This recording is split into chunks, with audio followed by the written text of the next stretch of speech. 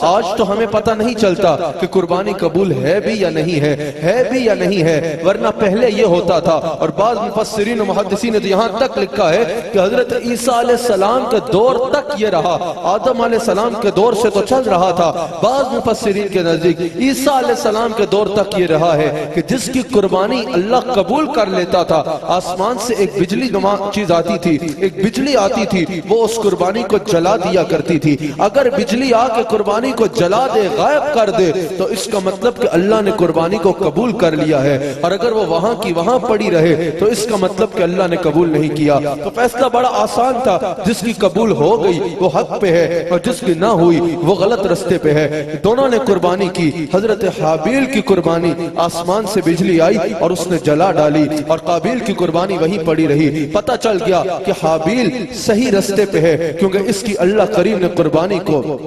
قبول فرما لیا ہے، قربانی کو قبول فرما لیا ہے۔ اور اللہ کریم نے قرآن میں ہی آگے ذکر کیا کہ قابیل نے حضرت حابیل سے کہا کہ میری قربانی قبول نہیں ہوئی، تمہاری قربانی قبول ہوئی ہے، اب میں تمہیں قتل کر ڈالوں گا۔ اور حضرت حابیل نے کہا کہ اللہ کریم صرف متقین سے ہی قبول کرتا ہے، صرف متقین سے ہی قبول کرتا ہے۔ اور یہی بات آج تک چلی آ رہی ہے کہ قربانی تو سب کرتے ہیں، لیکن اللہ صرف متقین سے قبول کرتا ہے، جن کے دلوں میں تقوی ہوتا ہے۔ اور وہ دلوں کا تقوی کیا ہے قربانی میں، کہ قربانی نمائش کے لیے نہیں کرنی، مہنگا جانور خریدنا ہے اس لیے نہیں کہ گلی میں باندھوں گا لوگوں میں واہ واہ ہوگی، لوگ آ کے تصویریں کھینچیں گے، واہ بھی کتنا اچھا جانور لیا ہے۔ نمائش کے لیے نہیں کرنی، قربانی کرنی ہے تو خالصتاً اللہ کی رضا کے لیے کرنی ہے، اللہ کی رضا کے لیے کرنی ہے۔ اللہ کریم صرف متقین سے ہی قبول کراتا ہے، جیسے اللہ کریم قرآن کریم میں ارشاد فرماتا ہے،